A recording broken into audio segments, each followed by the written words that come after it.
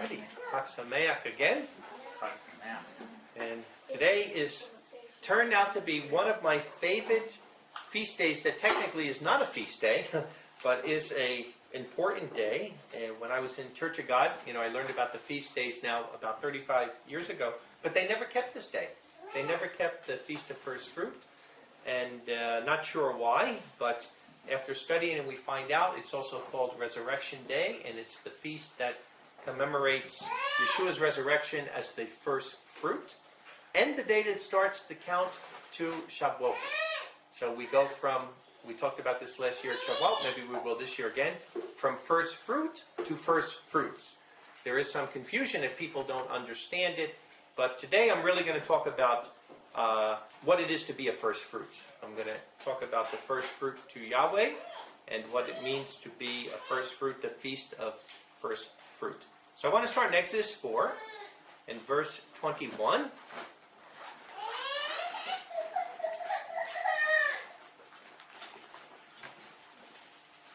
Exodus 4 and verse 21 says, "And Yahweh said to Moses, As you go to return to Egypt, see all the wonders which I have put in your hand, and do them before Pharaoh. And I will make strong his heart, and he will not send away the people. And you shall speak to Pharaoh, so says Yahweh, my son, my firstborn is Israel. And I said to you, send my son away, and let him serve me. And you refused to send him. Behold, I am about to kill your son, your firstborn." So I want to go into the beginning of the message showing that firstborn and first fruit, it's interchangeable. First fruit is dealing with mostly agriculture. Firstborn is dealing with people, but it's the same thing. A firstborn is the same as the first fruit. It's the very first of the production of something. Exodus 13. Exodus 13, I'll read 1 and 2, and then I'll drop down to verse 12. So we see here, though, in the one I just read in Exodus 4, that Israel is the firstborn of Yahweh.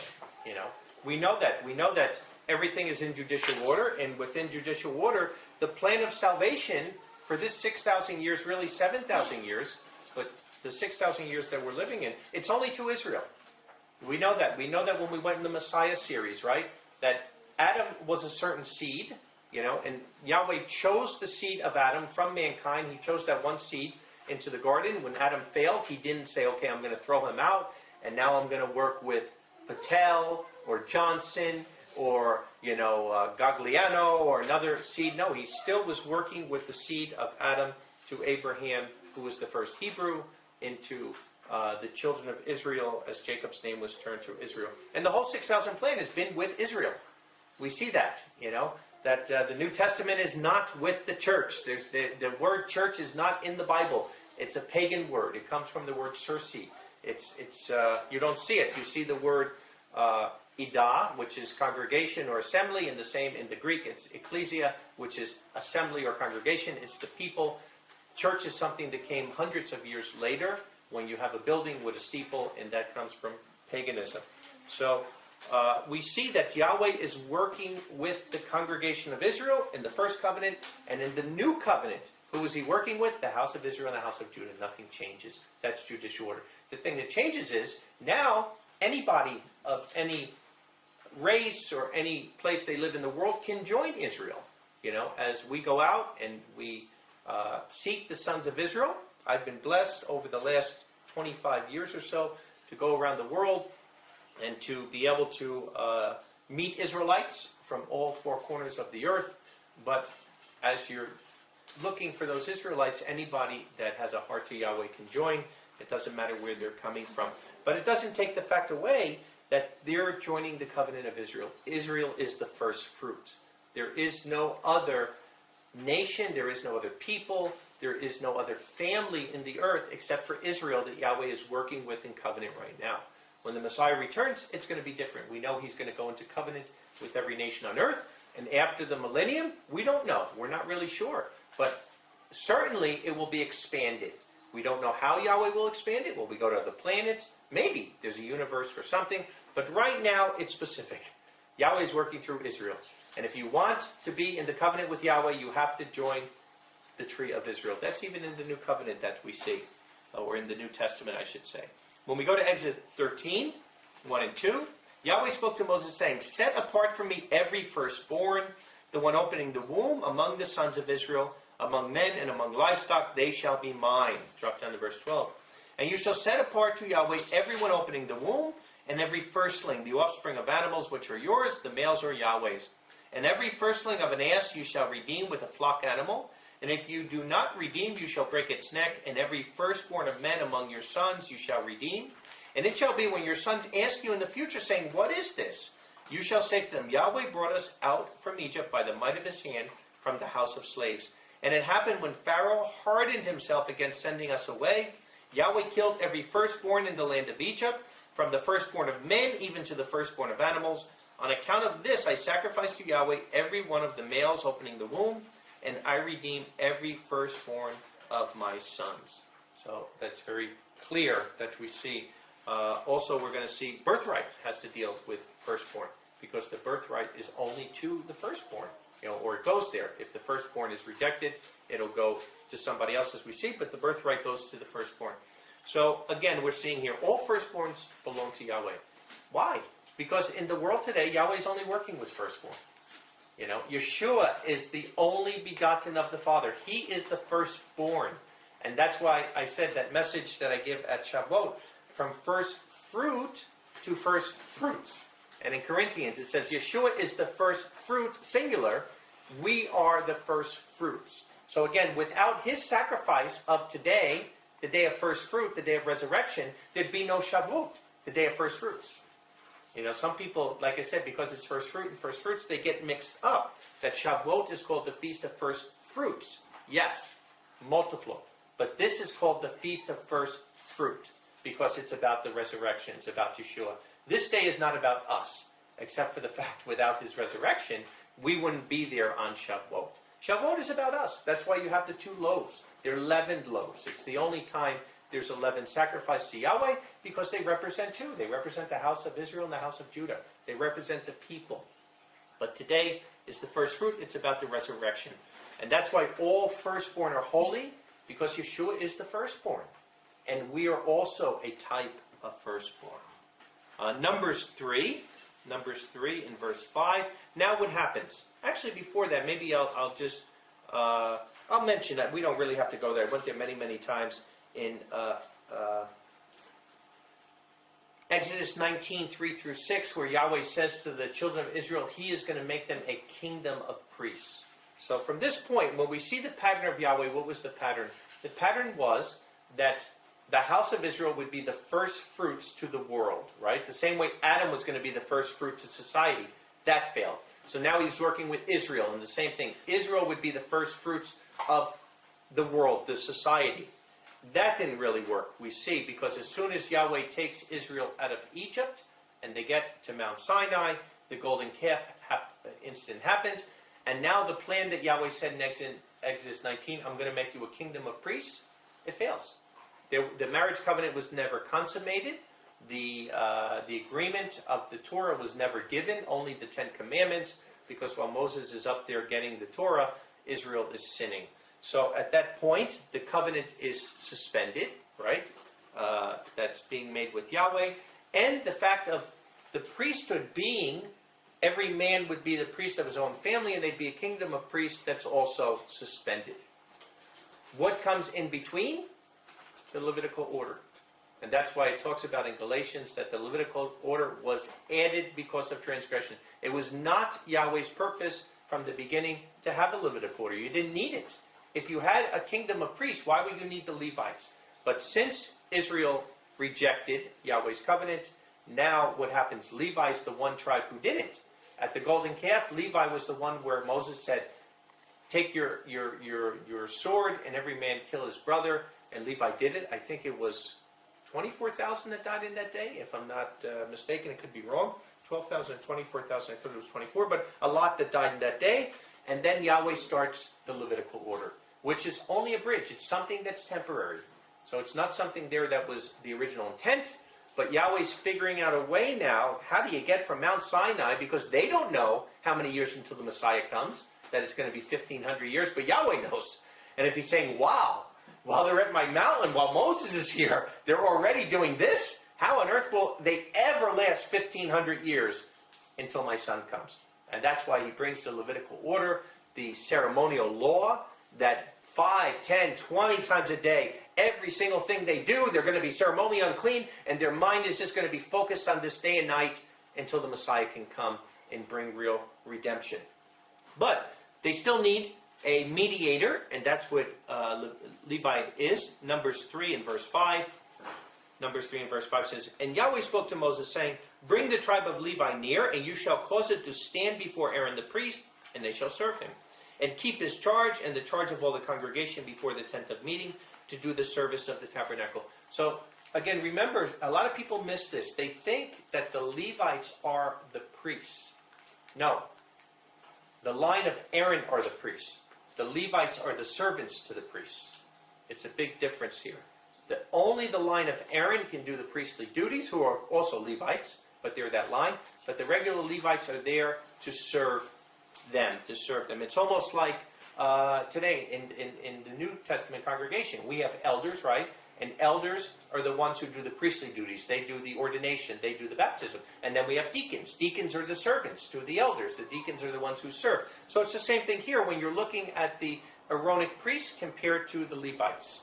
You have ones that are doing priestly duties. You have ones that are serving the priest. You have elders that are doing priestly duties. You have deacons that are serving them.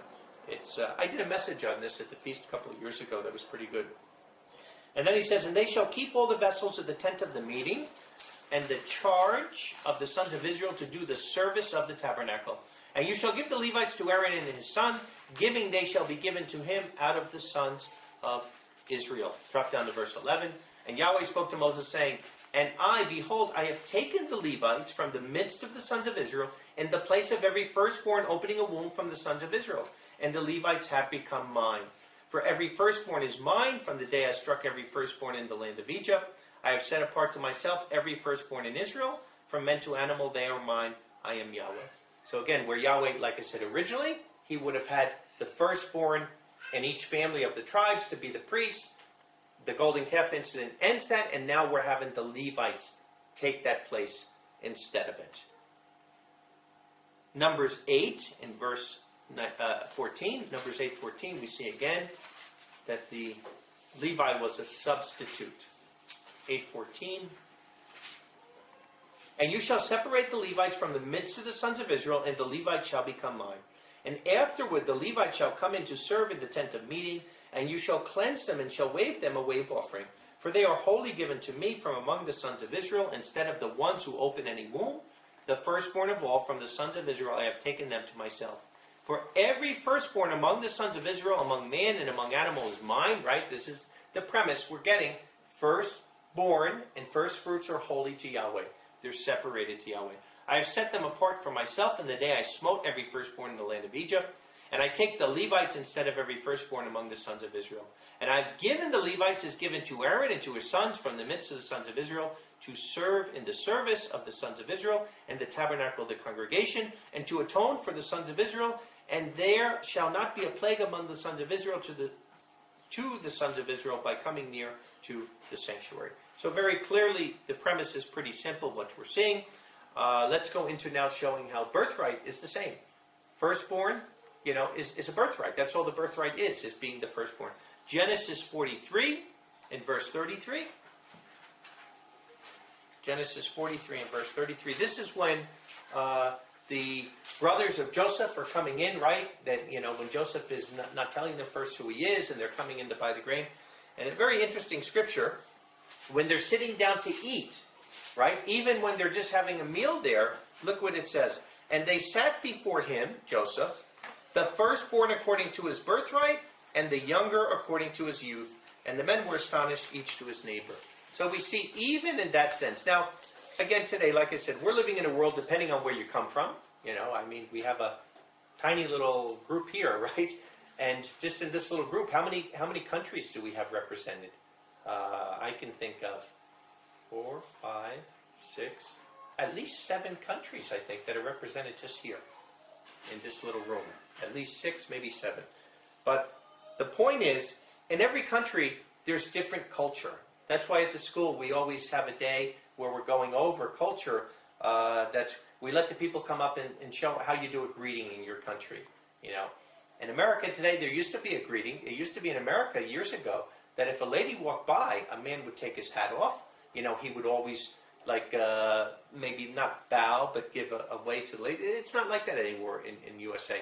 But in other countries, it is that way. There's a certain way to greet a younger person. There's a certain way to greet an older person. There's a way to shake the hand like this or shake the hand like that. And we see, though, that in many places we've lost this culture. And because if it's not part of our culture, we don't see it as that important. And that's why judicial order, that's why in America, I think, is a big reason why people can't accept judicial order. Because there's no culture to anything.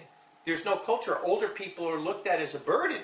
They're not looked at as, well, they're older, you have to respect them. You know, the whole culture of that has gone out the window. But we see here that, wow, just in the seating, right?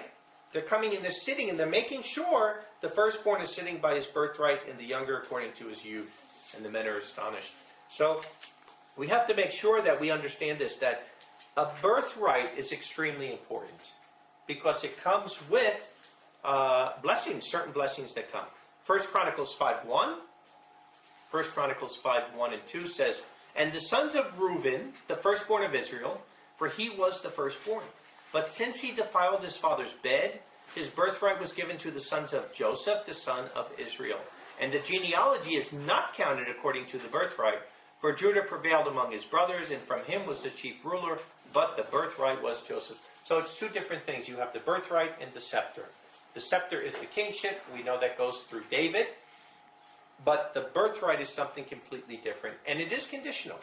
It's not something that is just, hey, I'm the oldest one, everybody has to listen to me. You can lose your birthright. And actually, if you look in the Bible, I'm not going to say every time, but certainly majority of the time, the birthright holder lost. Esau and Jacob, Cain and Abel, right? Over here, where we see Reuben and Joseph.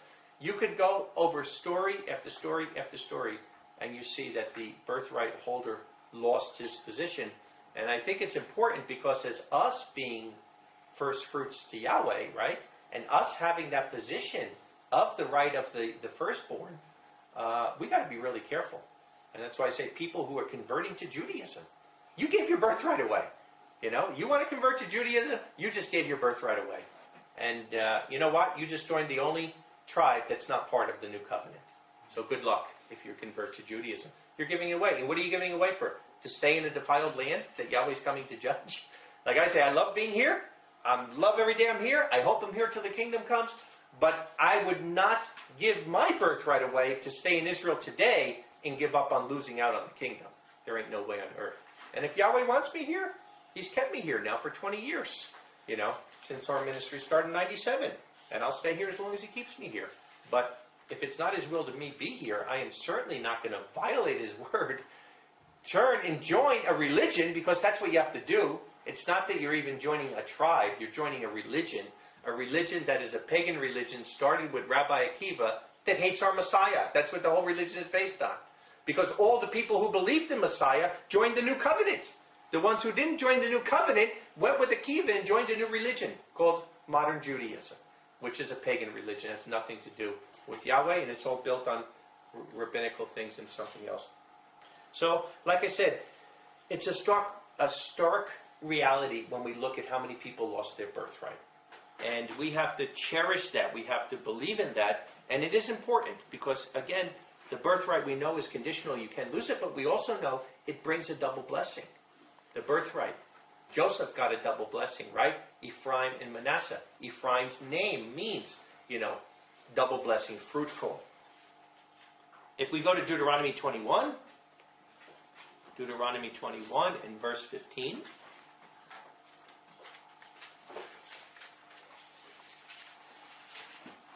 He says, "If a man has two wives, the one loved and the other hated, and they have borne him sons, both the loved one and the hated one, and if the firstborn son was of her who was hated, then it shall be, in the day that he causes his sons to inherit that which is his, he is not able to cause to inherit the firstborn son of the one loved before the firstborn son of the one hated, who is truly the firstborn.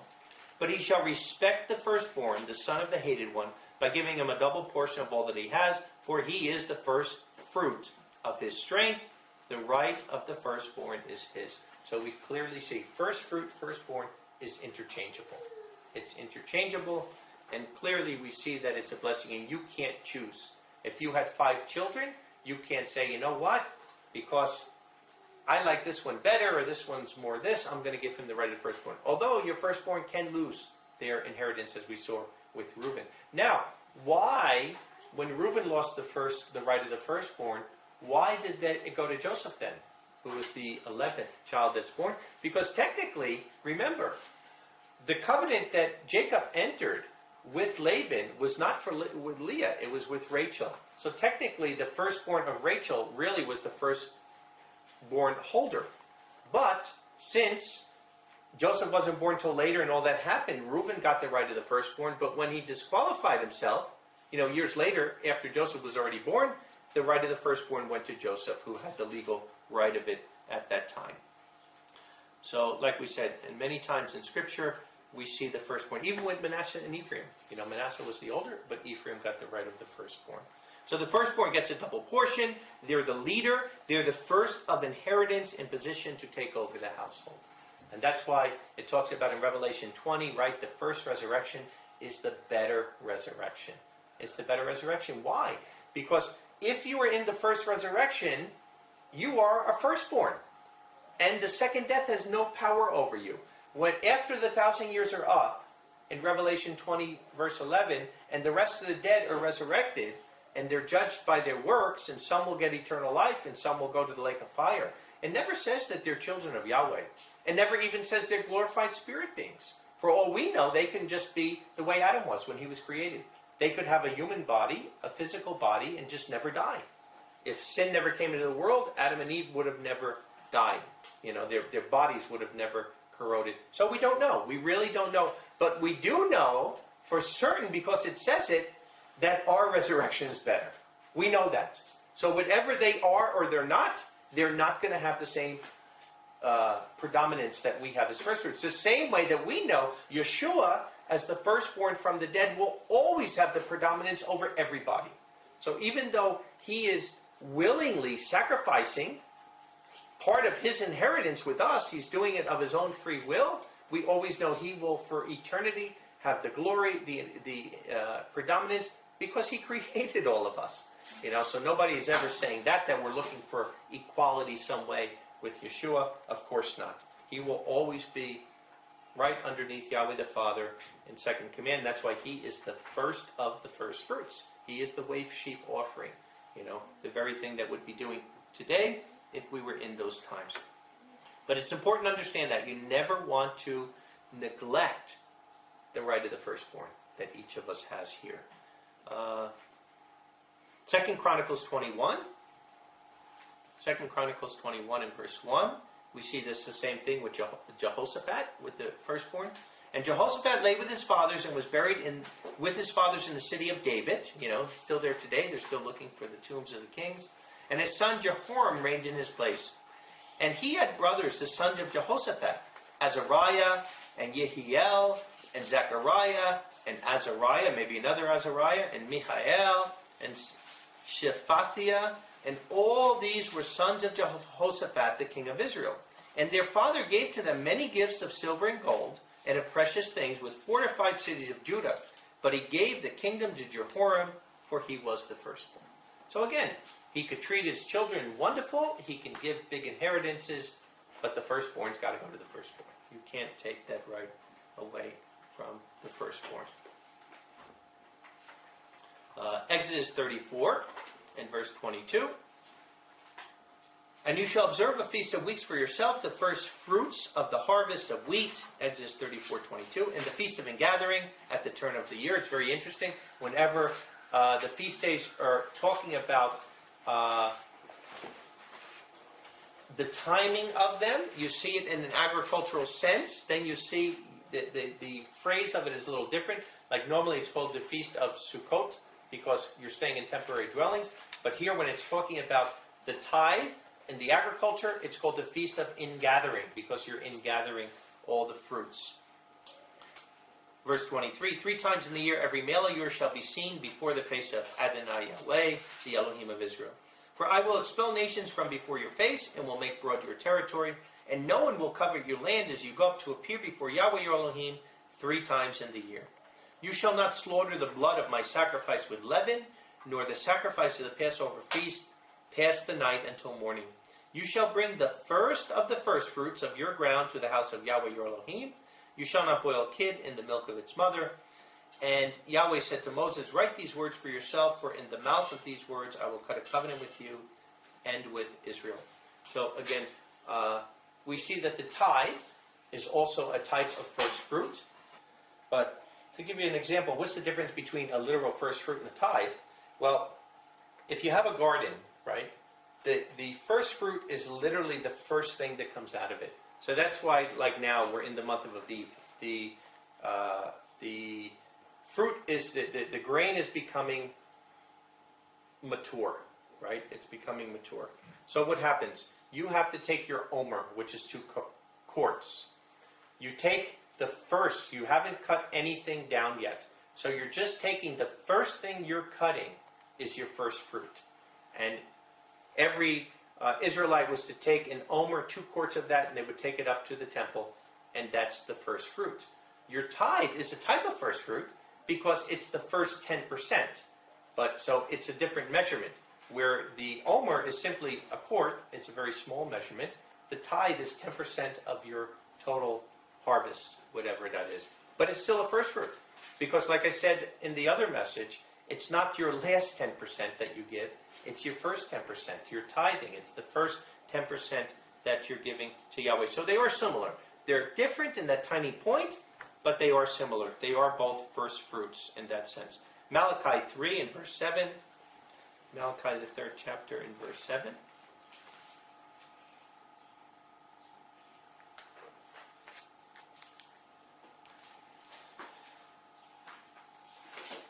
He says, from the days of your fathers you have turned aside from my statutes and have not kept them. Return to me, and I will return to you, says Yahweh of hosts. But you say, in what shall we return? Will a man rob Elohim? Yet you have robbed me. But you say, in what have we robbed you? In the tithe and the offering.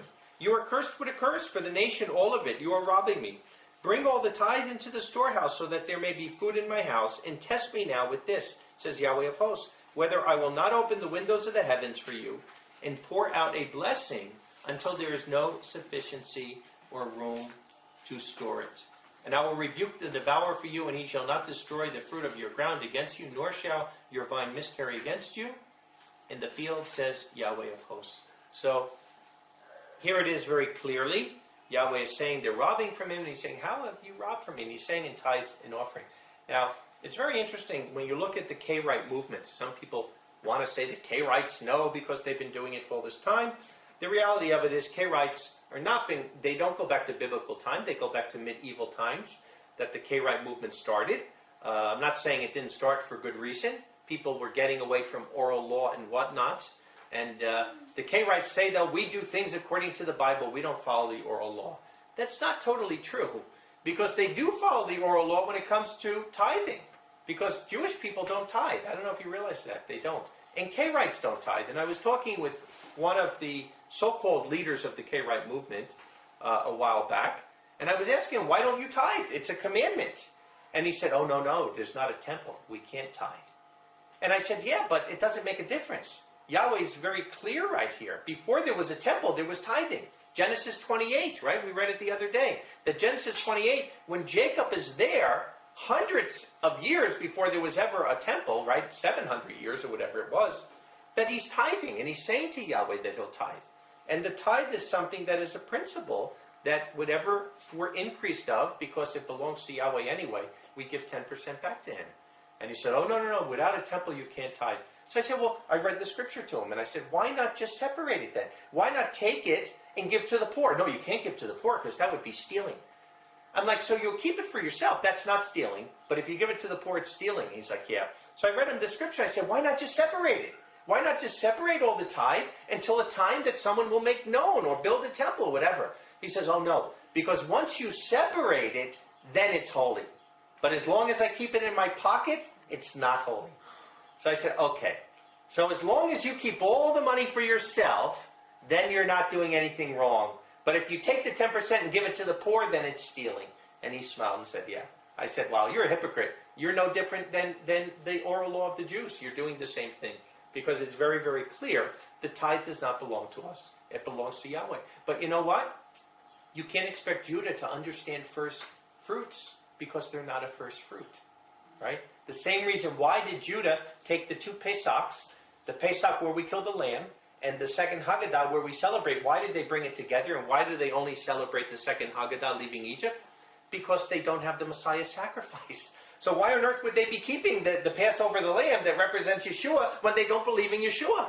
It's that simple, that Yahweh is not going to be mocked. The same reason why. Why do 99% of Christians and people not know the name Yahweh? Probably for their protection. Because Yahweh says whoever takes the name of Yahweh in vain will not be held guiltless. So he allows them to use pagan names so that they don't have accountability to themselves for that. But for us, like we said yesterday, for us that do have eyes to see, for us that Yahweh is calling, for us that do have something to lose, that are first fruits, we better take this serious. And whether it's the first fruit of, like I said, our garden or our grain, or it's the first fruits of our income, our 10% that we're given to Yahweh, everything is sacred to Yahweh. And that's why we have to separate it, because it's Yahweh's. It's His. Let's go to the book of Hebrews now. We see Hebrews 7. Hebrews 7. Because really interesting, as Hebrews 7 is talking about, since there's a changing in the priesthood, there's going to be a changing in the tithing system. Remember, before there was a temple, tithes went, Abraham tithed to Melchizedek. We don't know if all tithes went to Melchizedek or where they went. We certainly know when the temple was built that all the tithes definitely came into the temple, to the Levites. But now that there's a changing of the priesthood in the New Testament, it's very clear that Paul tells us there's going to be a changing in the tithing system, because Levites are not New Testament priests. But really interesting, I'm going to read the beginning here first, and then we'll read later. He says, chapter 7, verse 1, for this Melchizedek, and like I always say, Melchizedek, it's a title, it's not a personal name. It's the King of Righteousness. For this King of Righteousness, King of Salem, King of the Most High Elohim, the one meeting Abraham, returning from the slaughter of the kings and blessing him, to whom also Abraham divided a tenth from all, being first interpreted King of Righteousness, that's what Melchizedek means, and then also King of Salem, King of Jerusalem, which is King of Peace. And there's only one. There's only one King of Righteousness. There's only one King of Jerusalem, is Yeshua. There's not another one. Whose father and mother are not written in the genealogies, right? He has no beginning, no end, nor the beginning of his days, nor the end of his life. But being the son of Elohim, his priesthood remains forever. Very clearly, it's Yeshua. Now behold how great this one was, to whom even the patriarch Abraham gave tithes and paid head tax. For they of the sons of Levi who received the priesthood were authorized by the Torah that they should take tithes from the people, even from their own brethren, who also came out of the loins of Abraham. But this man who is not recorded in their genealogies took tithes from Abraham, and blessed him who had received the promise. But it is beyond controversy that the inferior Abraham is blessed by his superior, Melchizedek. And here men who die receive the tithes, but there he of whom the scripture testified that he lives forever receives them. And though Abraham, as one may say, even Levi who receives the tithes, was himself tithe, for he was yet in his father's loins when Melchizedek met him. So he's saying, he's in the loins of Abraham, so it's like Levi is being tithed by this. He's using it as an analogy that's being used in this way. If we drop down to verse 11 now, let's go to 11, we'll read more. If therefore perfection had been reached by the Levitical priesthood, by which the Torah was enacted for the people, what further need was there for another priest to rise after the order of Melchizedek? Otherwise, the scriptures should have said that he would be after the order of Aaron. But as there is a change in the priesthood, of necessity a change in the instruction of the Torah also occurs. For he of whom these things were spoken was born of another tribe, of which no one ever ministered at the altar. For it is evident that our Master has risen out of Judah, as to which tribe Moses spoke nothing concerning priesthood. And it is still more abundantly clear, because he said that another priest would arise according to the order of Melchizedek, who has not become so according to the law of a fleshly command, but according to the power of life which abides forever. For it is testified, you are a priest forever, according to the order of Melchizedek, Psalm 110. And the change which took place in the former law was made on account of its weakness, and because it had fulfilled its usefulness. For the Levitical law perfected nothing but a bringing in of a better hope, through which we draw near to Elohim. And he confirmed it for us by an oath, for they became priests without an oath, but this man by an oath. As he said to him by David, Yahweh has sworn and will not lie, you are a priest forever, after the order of Melchizedek. All these things make a better covenant because Yeshua is the surety. And these priests were many, but being mortal they are prevented from continuing because of death. But this one, because he is immortal, has the priesthood which remains forever. And from this he is able to save forever those who come to Elohim through him, because he lives forever to intercede on their behalf. For this is the kind of priest, high priest proper for us, holy, harmless, undefiled, and separated from sinners, and having become higher than the heavens, who has no need, as do the high priest, to offer sacrifices day by day, first for his own sins, then for those of the people. For he did this once for all, offering up himself. For the Levitical law makes men high priests who are imperfect, but the word of the oath, which came after the Levitical law, appoints the Son, who is perfect forever. So very, very clearly, he's using the whole situation with the Levitical order, showing that the tithe is being transferred now to Melchizedek. We know we're Melchizedek priest, but he's also showing the order of the tithe and the sanctity of the tithe that comes from there, and the weakness of the Levitical order that comes out of it. Hebrews 10 and verse 1. For the Levitical law had in it a shadow of good things to come, but not the substance of those things themselves. Appearing year by year with the same sacrifices which they offer continually, they are never able to perfect those who offered them. Otherwise, if they had been perfected, they would have ceased to be offered, for from henceforth their minds would not have driven them into the sins from which they once have been cleansed. But in those sacrifices they are remembered their sins year by year. For it is not possible for the blood of bulls and goats to take away the penalty of sins. So it's very clear that the Melchizedek order is the eternal order. And that's why when Yeshua is killing the animal in the Garden of Eden, he's doing that as Melchizedek priest. It's an eternal order, we're told, from Psalm 110. And Yeshua is the eternal high priest of that order. And the sacrifices during the Levitical order was simply a reminder. It was a reminder of the people, and like I said, it was a temporary bridge that was there. But there's a changing in the tithing law because there's a changing in the priesthood. Since the Levitical priests were collecting the tithe while there was a temple, now the Melchizedek priests are collecting the tithe, but the purpose is the same. The tithe before was for what? It was to care for the sanctuary of Yahweh. The tithe is used the same as we have today. Just the priesthood has changed. So let's go now to 1 Corinthians 15 and verse 20. 1 Corinthians 15 and verse 20. We see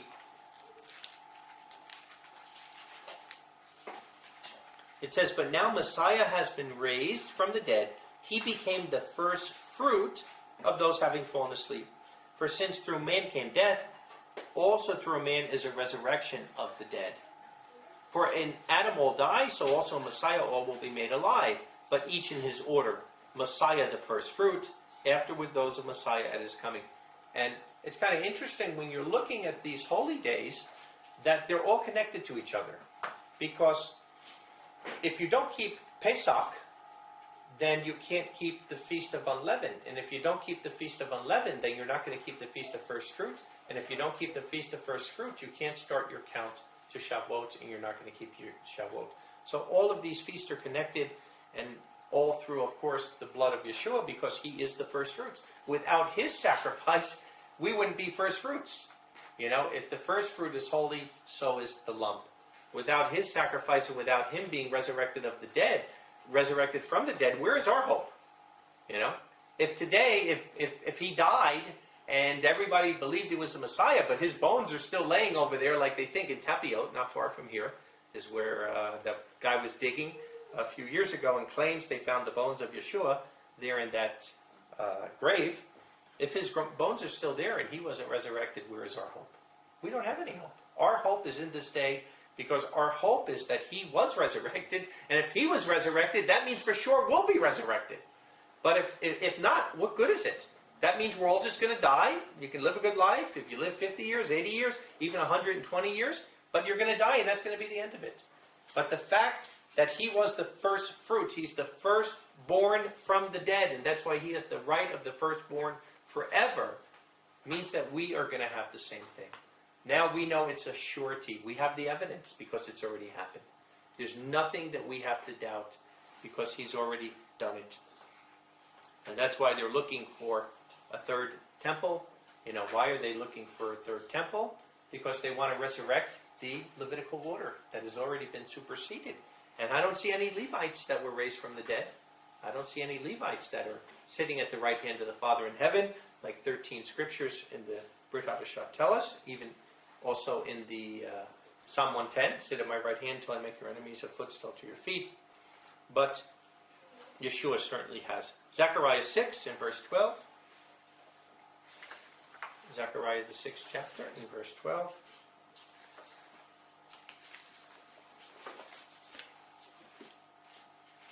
It says, and speak to him, saying, so says Yahweh of hosts, saying, behold, the man whose name is the branch, right, from Isaiah 11, a branch will come forth from the root of Jesse, right, talking about the Messiah coming as the son of David, and he shall spring out of his place, and he will build the sanctuary of Yahweh. Even he will build the sanctuary of Yahweh, and he will bear the majesty, and he will sit and rule on the throne, and he will be a priest on his throne, and the council of peace will be between the two of them, between priest and king. Right, we said the firstborn gets the right of the firstborn, but the king has the right of the scepter, the birthright and the scepter, the two eternal promises. But Melchizedek has both of them. Melchizedek is king and priest. Melchizedek is taking something that Adam lost. Adam was offered to be king and priest in the garden. He lost it. And then what happened as the plan of Yahweh went on, the two promises were separated. And Judah now has the scepter, the promise of kingship. Joseph has the birthright. But the Messiah, who has both, brings the both together. Just like he brings the two sticks together in the tribes, he brings the two promises together here. And he is the one that only has the authority to build the sanctuary of Yahweh. Nobody else has that authority. When David asked Yahweh to build the temple or the sanctuary first, what did Yahweh say? I've been traveling around all these years in a tent. Did I ever ask for a sanctuary? No. But, you know what? Because your heart is right, you're asking for the right motive, I'll let you build it. He didn't allow him to build it at the tabernacle of David, where Yahweh will build the house for David. But he said, just north of here, I'll let you build it over there. And then when that sanctuary was destroyed by the Babylonians, after 70 years, Yahweh actually commanded the Israelites to come back and rebuild that sanctuary. So his hand was in there. It was in there. But today, Yahweh is not commanding anybody to build any sanctuary for him. Matter of fact, it says in Isaiah 66, heaven is my throne, earth is my footstool. Where's the house you'll build for me? And Yahweh says, if they build a house for him now, he says, when you do a sacrifice, you shed blood. It's like breaking a dog's neck. You know, he said it's like putting swine's blood on the altar. It will not be accepted by Yahweh because only the Messiah has the authority to rebuild the sanctuary that's coming. We go to Colossians 1. He has the preeminence, nobody else. Colossians 1 and verse 12.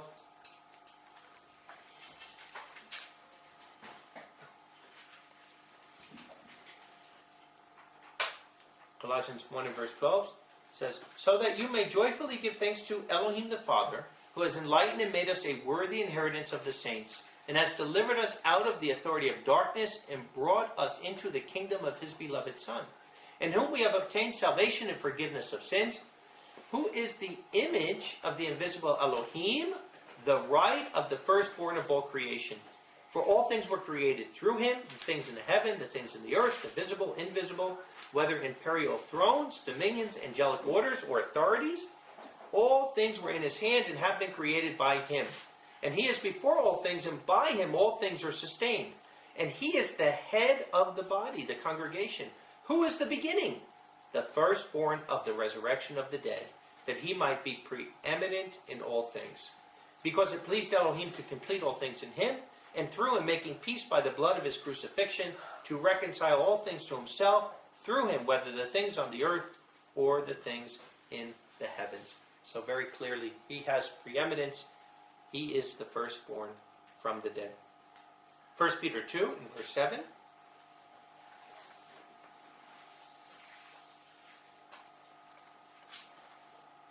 First Peter 2 and verse 7.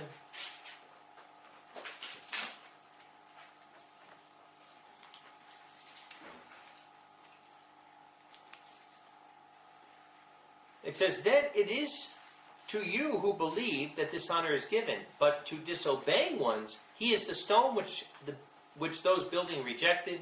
This one became the head of the corner. He is a stone of stumbling and a rock of offense. And they stumble at it because they believe not the word for which they were appointed. But you are an elect race, a royal priesthood, a holy people, and a people for possession, that you should proclaim the praises of him who called you out of darkness to his precious light. You who then were not a people, but now are the people of Yahweh, who had not obtained mercy, who but now obtains the mercies poured out upon you. And it's very interesting that in Hosea 1, right, to Ephraim, what does he say? I will say to them who are not my people that you are the sons of the living Elohim. And he's actually quoting that scripture here, again, showing this is not talking to Gentiles, but talking to Ephraimites, saying you were not a people, but now you are the people of Yahweh. And when you look at, remember when Yeshua is resurrected and he's cooking the fish over there next to Tapka, and he's telling them to put the net back into the water, and they pull the fish up and it almost breaks, and says there's 153. Why is that number very interesting? Because the gematria of the saying that they will not, he said to them, they are not my people, but you are now the sons of the living Elohim, is 153. So again, showing the connection to the Ephraimites. But this is the priesthood. This is the Melchizedek priesthood. This is the changing in the priesthood. That now the priesthood is a different priesthood, and we are first fruits through Yeshua. Melchizedek, priest, today we are the first fruits from that kingdom.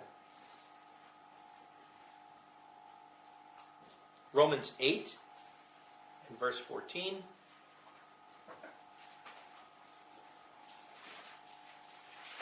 Romans, the 8th chapter, in verse 14. Romans 8 is an amazing chapter, all about the resurrection and all the different things. I'm going to start actually I'll start in verse 11, Romans 8 and verse 11. He says, but if the spirit of the one having raised Yeshua from the dead dwells in you, the one having raised the Messiah from the dead will also make your mortal bodies live through the indwelling of his spirit in you. Okay? Really important scripture there. If the spirit of Messiah is in you, then the same spirit that had him be raised from the dead will raise us up. Without the spirit in you, that's what makes you a first fruit, is the Holy Spirit. If you don't have the Holy Spirit, you're not a first fruit. So, I've talked to people that were either never baptized or baptized incorrectly, and some of them say, when I was 10 years old in the Pentecostal church, I received the Holy Spirit. I don't feel the need for rebaptism. And I think, fine, I'm not pushing anybody for baptism, because in my mind I'm thinking maybe they're not a first fruit. If somebody doesn't desire with all their heart, mind, soul, and strength to fight to be a first fruit and want to serve Yahweh, then maybe they're not a first fruit. That's not for me to decide. But like I said, for me, even though I was baptized by the right line, the right authority, I was baptized in the wrong name. It was easy for me to make the decision of rebaptism. I'm going to lose out on being a first fruit over a technicality because somebody baptized me incorrectly. They're not asking me to cut my arm off. They weren't asking me for my firstborn child. I simply went in the water again and got wet again, just for obedience. Yeshua didn't have to be baptized, and yet he said, do it to fulfill all righteousness. So why on earth wouldn't I be rebaptized if I was rebaptized in the wrong name? It doesn't make any sense. But I don't push it, because maybe someone's not a first fruit. And if someone does not see the need for that, then they might not be a first fruit.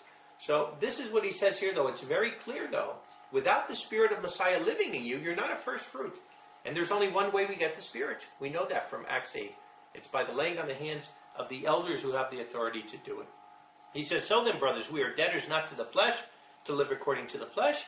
For if you live according to the flesh, you're going to die. But if by the Spirit you put to death the practices of the body, you will live. For as many as are led by the Spirit of Elohim, these are the sons or children of Elohim. For you did not receive a spirit of slavery again to fear, but you received the spirit of sonship, by which we cry, Abba, Father, like we said, like Daddy. That this is what makes you a literal child and a first fruit. And this is why first fruits are holy. Because Yeshua was the first fruit, and we are first fruits. It's something sacred to Yahweh. The Spirit itself witnesses with our spirit that we are children of Yahweh.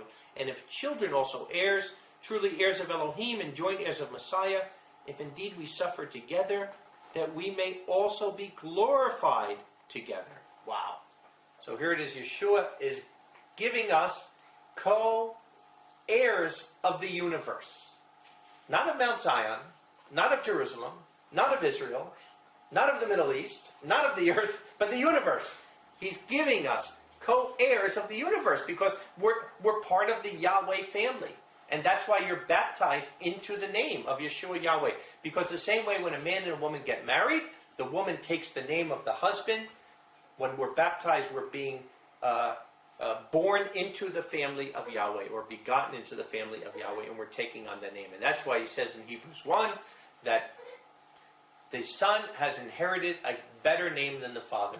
Cherubs are not born into the family of Yahweh, and they use the generic name of Michael, Gabriel, Raphael, but the Son has inherited a more excellent name, Yahshua, the name of the Father, the name of Yahweh.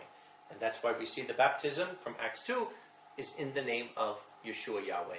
That's the name that people are baptized in, and the Bible tells us there's one name in heaven and earth for people to be saved. And since it's a family name, it's important. And I say to people, if you were married for 25 years, and all of a sudden you're cleaning your attic and you find your marriage certificate, and you see that for some reason it was incorrect. They put the wrong name on there. They put the wrong last name. Would it mean you weren't married for 25 years? Of course not. But would you go down to City Hall and get that certificate corrected? Of course you would. Why would I want a certificate that says Petra and Don Johnson or Pizzatio or some false name? I wouldn't want it. So it wouldn't do anything to my marriage for the last 25 years, but I would want to go down there and correct it. And it's the same with rebaptism. If you were baptized incorrectly in the name of Jesus, then why on earth wouldn't you want to be baptized and take the family name of Yahweh upon yourself? It's very clearly. But when you see this, it blows you away to think about it.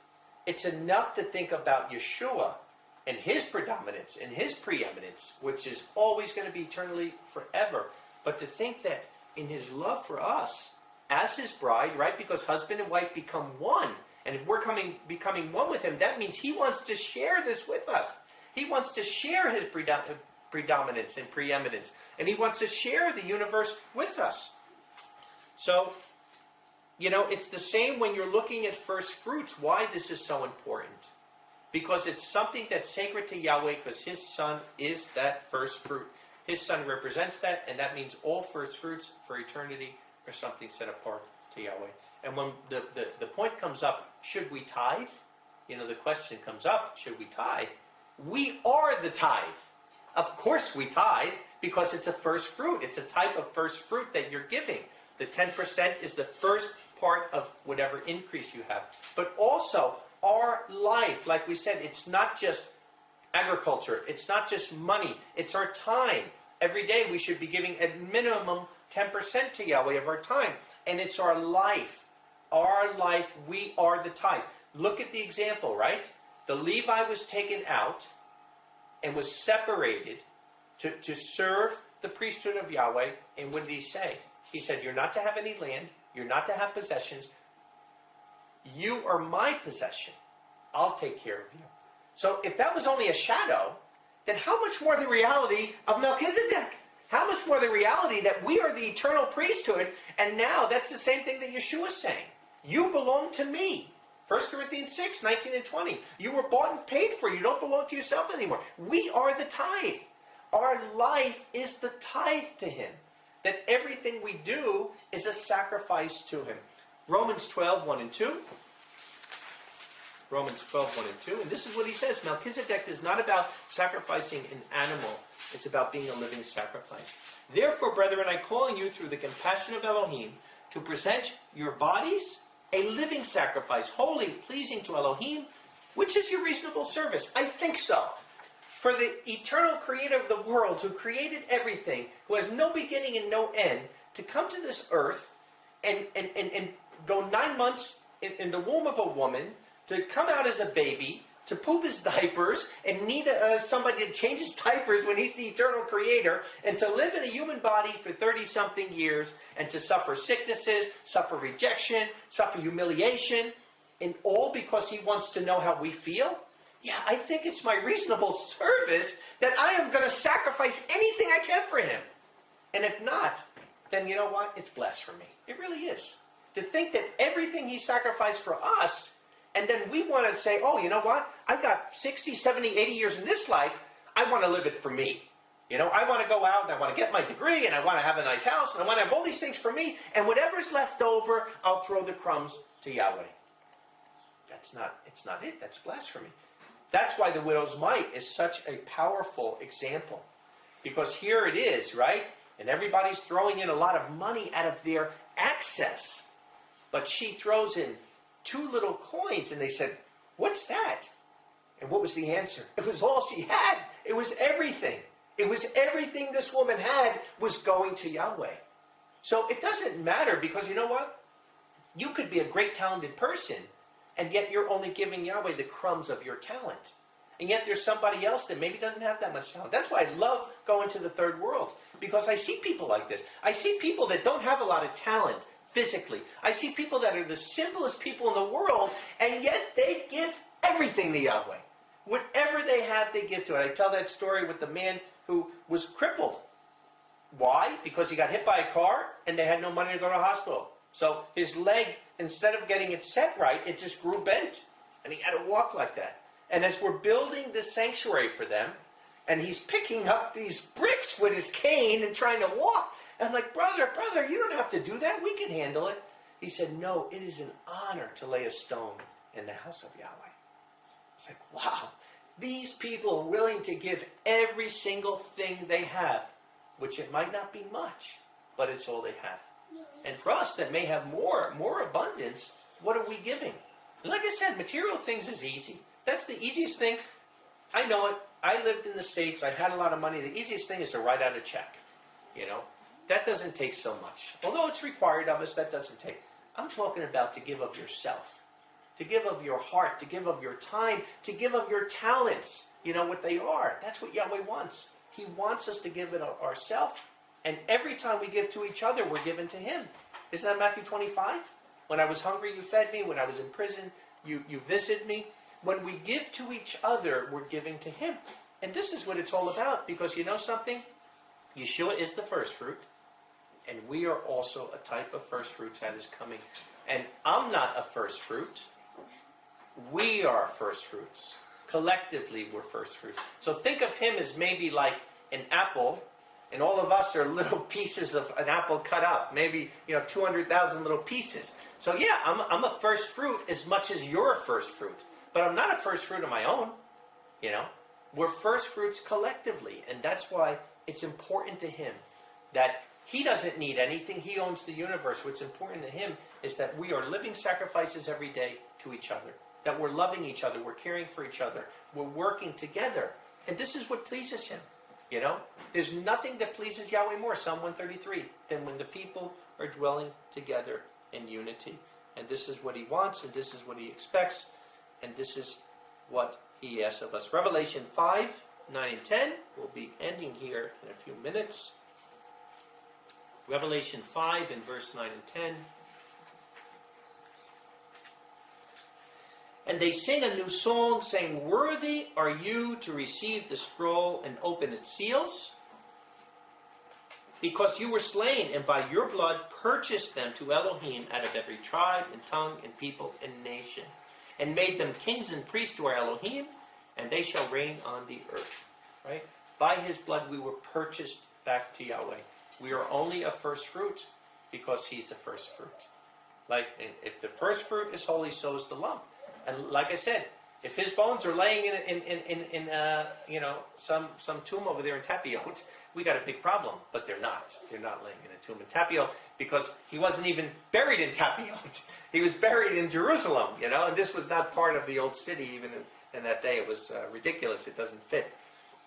But the point of it is that we are only first fruits because he is the first fruit. And yet he's willing to sacrifice everything of his inheritance with us. What are we willing to sacrifice with each other? Revelation 7 and verse 13. Just one page over.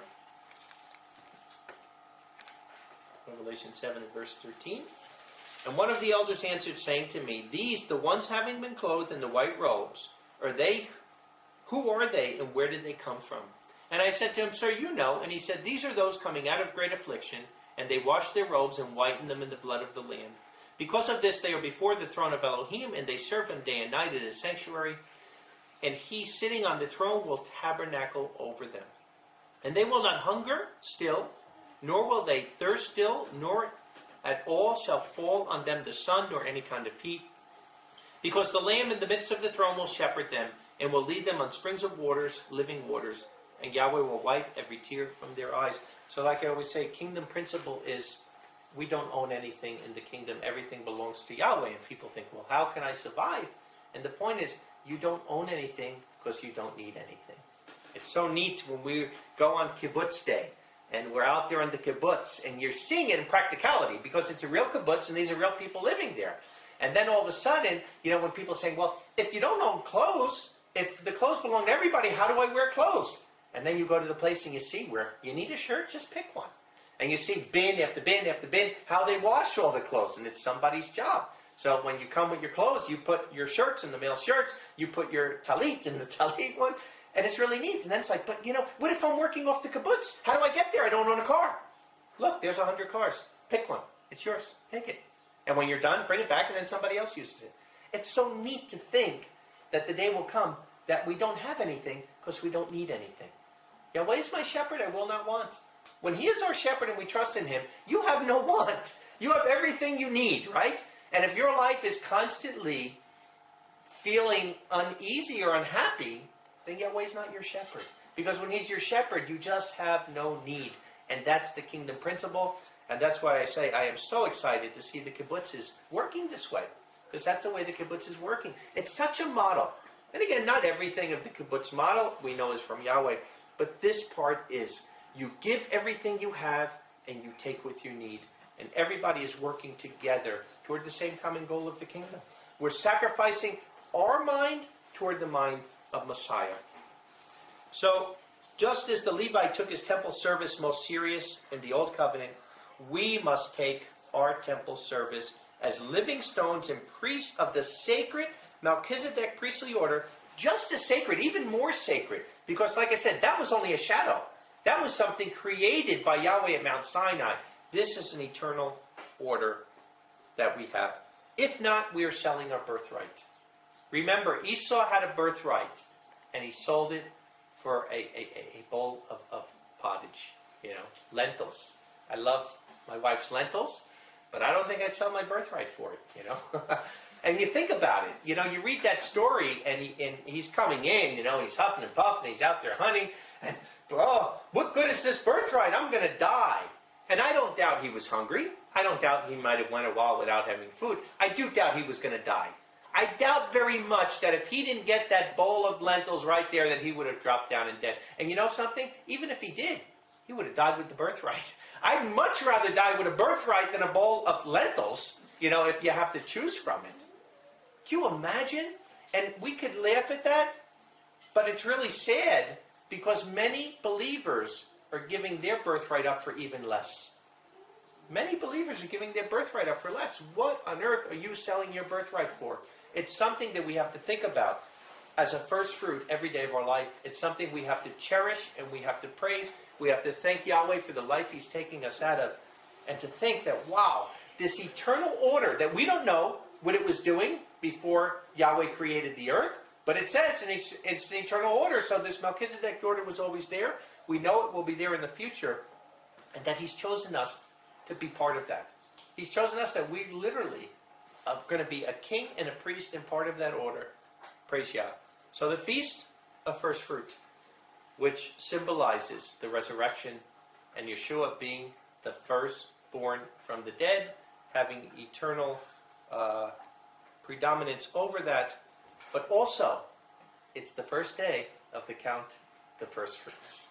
How wonderful to be a first fruit. Yahweh bless. Chag Sameach.